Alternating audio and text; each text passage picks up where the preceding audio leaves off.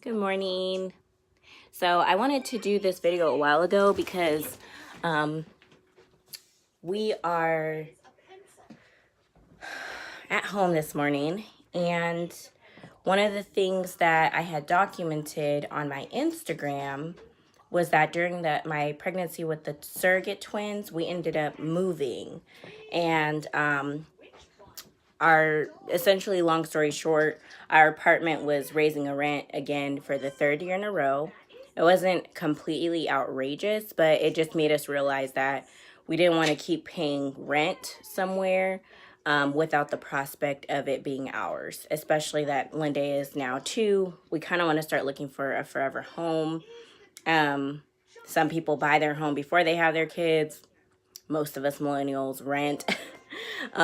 So we just didn't want to keep paying that amount of money for a 2-bedroom townhouse. It just wasn't worth it for us if it wasn't something that was a forever home.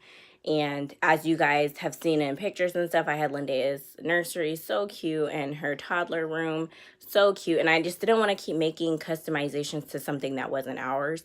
In addition to that, it just was extremely hard to manage everything when I was so sick with the twins. So anyway, we ended up moving back in March, actually. And I never got an opportunity. I said that I would try to show you guys because I think it would be helpful for other people too. I know a lot of people live in like roommate type situations, and that's becoming more customary, especially with situations like our own, where you want to buy a house, but you don't want to keep spending money on rent. You want to be able to put that money into savings. Well, it's not as easy for everyone to, be able to snag an opportunity like we did. And like I said, it's not an ideal, but it's something that we make work. And I'm extremely grateful to God that, the opportunity was available when it was. So for years, my mom has done refuge homes, transitional homes for families, not since we lived here where we currently live, but when we used to live in Sacramento. So she had a home strictly for men, and then she had a home for families, women, and children over the years, and she did that for several years. Well, when we moved to where we live now, she gave that up for a while because it was a transition. I was a senior in high school, and we were just looking for something new in a smaller town. Now this town has even grown, so we're now looking to move somewhere else and completely out of California. So I've talked about that for a while. We want to move to Montana, but again, we don't want to go from one rental arrangement to another. And currently my husband works for one of our local school districts, and he is a paraeducator. He works with children who are special needs and who are specifically emotionally disturbed. So he has more of a difficult class, a more of a difficult group of students to work with, but he has the personality for it. He's really patient, so that works out perfectly. He loves his job. But because of that, the fact that of when I got pregnant with the twins and everything, we were hoping we could move this summer, but that didn't end up working out since I ended up carrying the twins to term. So we were hoping to get out of here during the summer before it was time for him to go back to work, so that he would have time to transition to a different school district wherever we were set up. But that didn't happen. So he went ahead and started his contract for this year. And that means that his contract is up next June when the kids get out of school again. So we are trying to stick it out. And because of that, we had to find another living arrangement, renting still, but hopefully at a significantly decreased cost. So, like I said, my mom used to do transitional homes. Eventually, she opened up one here in the town where we live, affiliated through our church, since she does a lot of outreach and tries to do ministries that help with meeting the needs of community members, specifically those who are homeless or who are going through a tough time. Well, she had a transitional home. It was sitting here empty, and I was like, we want to go ahead and move somewhere cheaper until we can get out of California and move to Montana. But I really don't want to keep paying the type of rent we're paying now. And she was like, well, my transitional home is empty. If you guys want to live there, I will be moving another family in. But you're welcome to take one of the rooms, and you only have to pay $500 a month. which would include our rent and our utilities. Not bad considering we were paying over 2 times that amount just living there by ourselves. And so I was like, you know what, that might not be bad to do that for, you know, the rest of the year or through the end of Ernest's next contract. If things don't end up working out, then that would be a good option for us. So we did consider it. We did do it. We hopped on the opportunity, and that's what we're doing now. So we do live here with another family. It's a 2-bedroom townhouse as well, but for way less. And most people say, you know, I would go crazy having to share my space. And it is difficult. It is very difficult sharing your space with another family. We have a toddler, they have a baby. And people are probably thinking like, oh my goodness, you just live in the house with another family. Well, thankfully we know the family. I wouldn't disclose their information, you know, without their consent, but we do know them. So that makes it easier. However, it's very different, you know, families have different living styles, different routines. So sometimes that can be a challenge, but you make it work. So in the meantime, I just wanted to give you guys a quick tour of how we have it set up because we are very limited in space. It's really hard going from having an entire house to yourself to having to share space with someone else. So because of that, we only, there was already furniture here, so we couldn't take the furniture out. Because again, it's a temporary living situation. And once we leave, you know, other families who live in the community who have needs that need to be met will move in here. So we can't take the furniture out. We had to basically just rearrange it to make it suit our needs while we're here.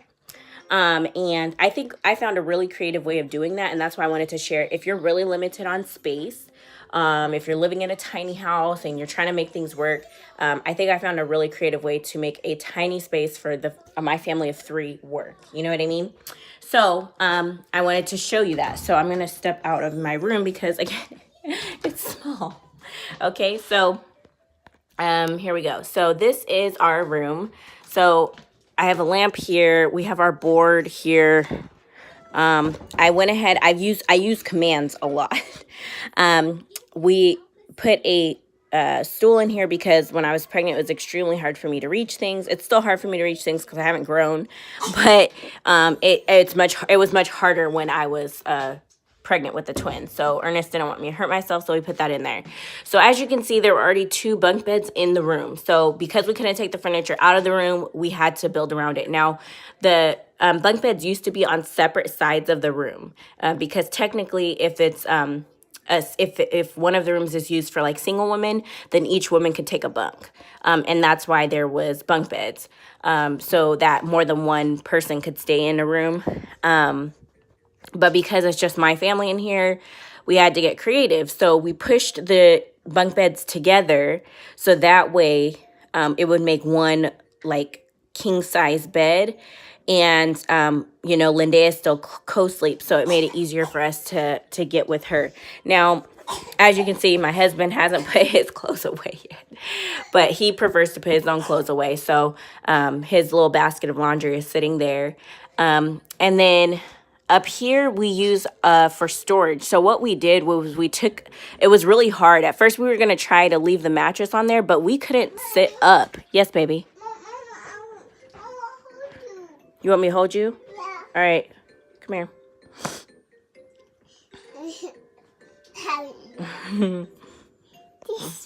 You're funny.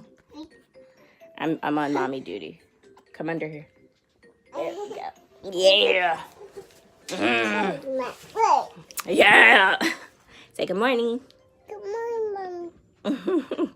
So she was working on her matching and stuff. She likes to do her tablet learning stuff in the morning. So we do our writing and stuff like that. And so as far as our schedule is concerned, we got up this morning. Yeah. We got up this morning, we had worship, and we ate breakfast. Well, she ate breakfast. I say we because it's just, I don't know. But anyway, so she ate breakfast, and then she wanted to start practicing her letters. She's really into practicing her letters right now, so I'll show that in a little bit. Because a lot of people asked me on my Snapchat the name of the app that she was using because they wanted to use it for their kids, and I think it's great. And it's totally free. Lots of ads, I will add, but totally worth it still. So, anywho, let's see. So I use this for storage. So what we did was we moved the mattress from over this bed so that we could sit up, and then we stacked it on top of the mattress over here. So this is 2 mattresses, as you can see, and then I just put a board, the board that was above this bed, I put up here on top to create a sturdy place to store things. So anything that we need to store, we have totes up there for like our medicine tote, where we keep all of our stuff, and then we have a totes with all of our extra toiletries because I like to buy toiletries in advance, her hair bag, our laundry stuff, and then these baskets here are our soiled clothes. So we keep them up there so they're out of the way. And again, we don't have much room and we have a toddler, so I have to maximize space. So that's how I thought of doing that. And then my husband's clothes that need to go in a drawer, they're up there in that. So that turned out to be an awesome way to keep things semi-organized in a small space and free up some floor space so that Lyndea has an area to play. So this is how it looks when we walk in our room. We have rugs on the floor because I'm really just dying with all these hardwood floors. I prefer carpet. I'm not fond of hardwood floors. I don't know. People think that carpet is harder to keep clean. Not to me, especially because I grew up taking my shoes off in the house. So like art carpets would always stay really clean. Hardwood floors are way harder to keep clean, and your feet get dirty and you have to wear shoes all the time. It's really frustrating. But anywho, so she has her little cleaning set here she likes to use. We have a shelf here that has our DVDs on it, and then some of our other little keepsakes. I use the knobs to hang things. I use our closet quite a bit for space. So those are Lyndea's clothes in that one, my clothes in that one. And again, these drawers, stackables, were already here, so we just used them. And then we store what we can up top as well. Yeah. And then this is her, I created like a little area. So she doesn't have all of her toys here, but she has... Okay, you're talking so fast, you're not even speaking English. But we use this space to at least bring some of her books, her toys, so that she has an area to play. So we send her to her play rug. And then we put an entertainment center in here so that we could have our TV, because my husband is a gamer and I like to watch TV late at night to unwind. So that helps. And then ever since college, like I always had to have a mini fridge. Even after Ernest and I got married and we didn't have a kid, I still kept a mini fridge in our room so that we could store waters and things like that without having to go downstairs. And in our room, we put a microwave. And it makes it an easy place to kind of put a little extra storage things. I bought Lyndea those flowers. They're kind of dying now. But so yeah, it makes it a place to put our what is that called? Diffuser. Oh my goodness, I'm blanking. And store some extra forks and things like that.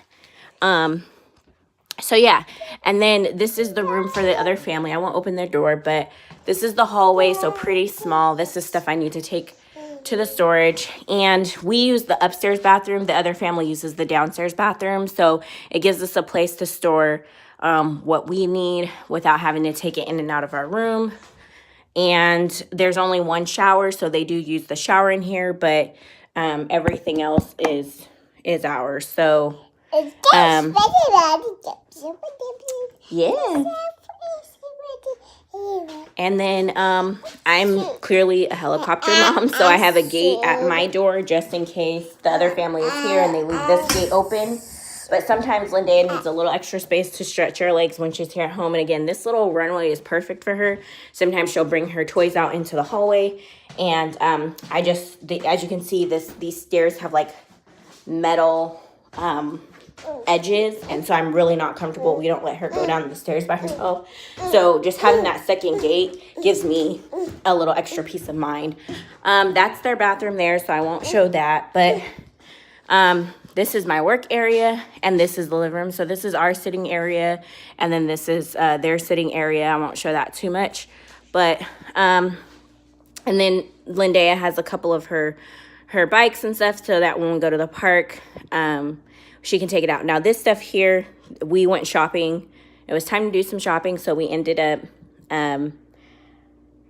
stacking what needs to go to our storage. So we keep a storage. Basically, we brought what we could fit, and without making it to busting at the seams, which it already is. We still have most of our stuff from our old house in the storage. We downsized quite a bit, but we kept what we wanted. We bought totes and really organized our storage that way so that it's nice and neat and we can easily get to things when we need to. But it makes it a great way, and our storage is not far from where we live. It's like 7 minutes away. So it makes it easy, like if we need to go grab something, or when we have extra like cleaning supplies like this, because I buy from Sam's Club. So we store, and the blankets are out because we went stargazing.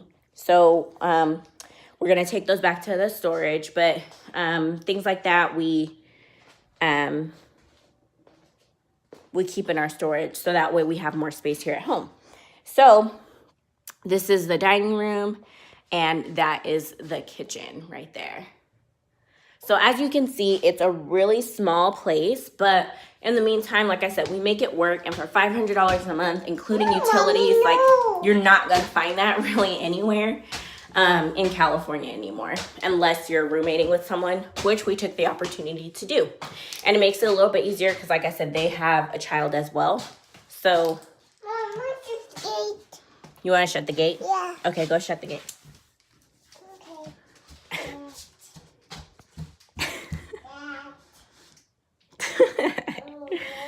Good job.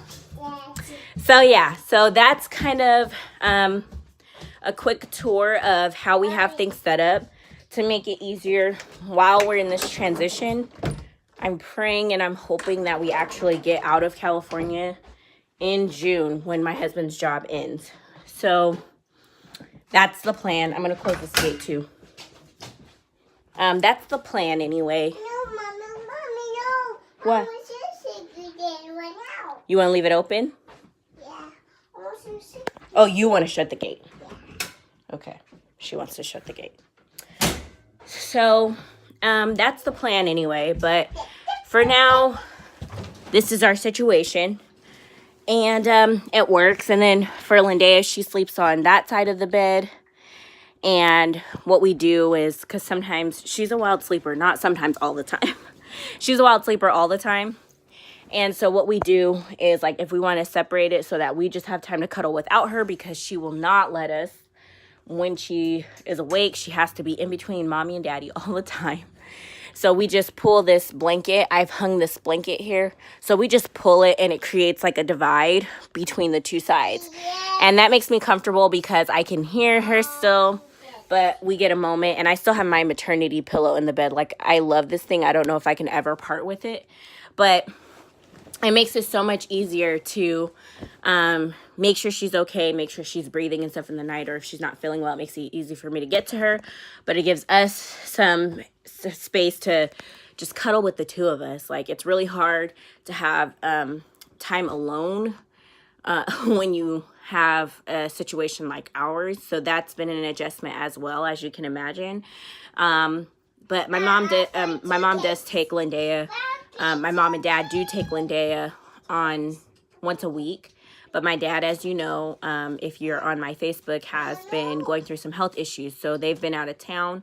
But they typically take her during the week sometimes, so that we can have time just for our date nights on Friday and things like that. So we're making it work. It's an adjustment, but we're making it work. So that's just the raw honesty of our situation. Like, you know, some days it's like more stressful than others. And some days I'm like, you know what? I'm going to continue to make the best of it. Why are you so wild? My kid is so weird. Do you want to finish your letters? Yeah? Yeah. Yeah? So, yeah, that's kind of what I wanted to show you guys. As far as what we do afterwards, so she, like I said, she likes to work on her letters right now. And so I found this really cool app on my iPad. And I will show it to you. I'm going to grab my pencil here. You want to come up here? Yeah. Yeah. Come here. So we found this really cool app, and I'm going to show you what it is here. Okay, so This is the, she has a folder on my, stop please. No, Mom. I want to push one. No, you have to wait. So she has my tablet has fewer apps on it, but it's set up in the same way as my cell phone, in that her folder is by itself on the second swipe.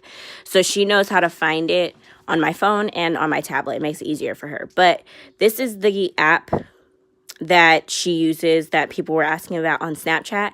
It's called Alphabet Letter Tracing Game, I believe. And let's see.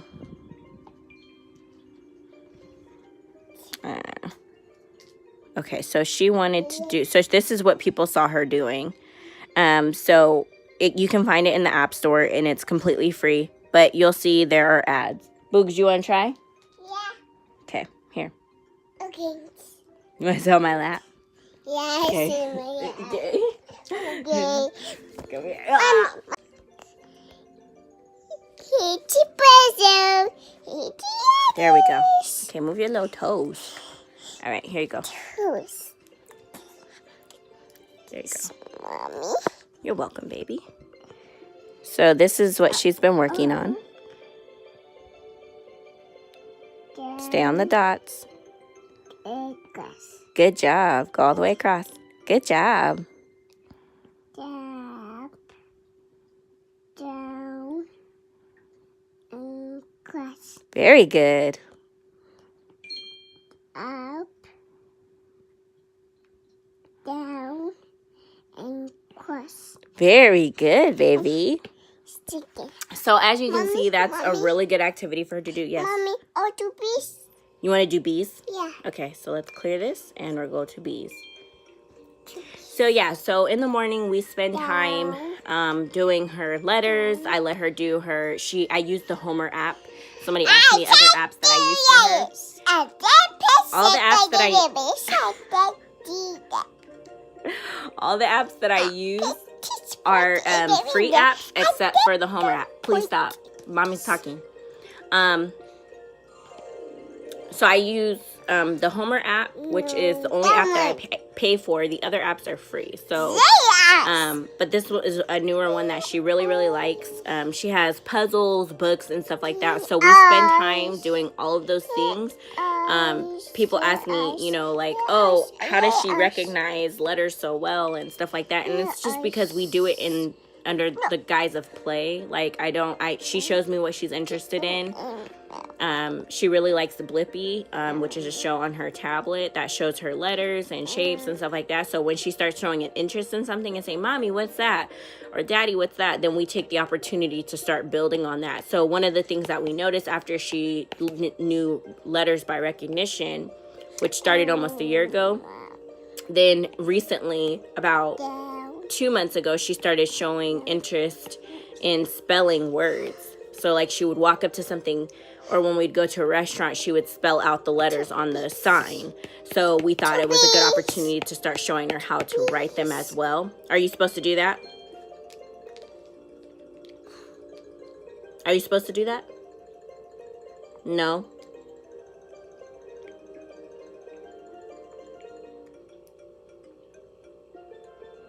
Are you just looking at yourself?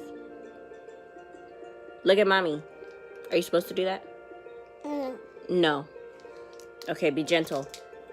So, yeah. So, anyway, that's kind of like a quick look at our morning and kind of what we do. And then after that, after we do learning and stuff in the morning, then if we don't have an activity like going to talk time at the library or Mommy and Me music class, then we have lunch and we get ready for nap.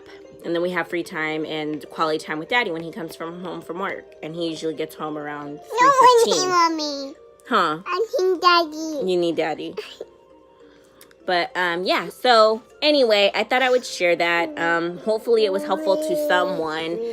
It's not ideal when you have to share your space, but you can make the best of it. So, Hopefully I look forward to, as we begin the process of transitioning, our goal is to homestead eventually.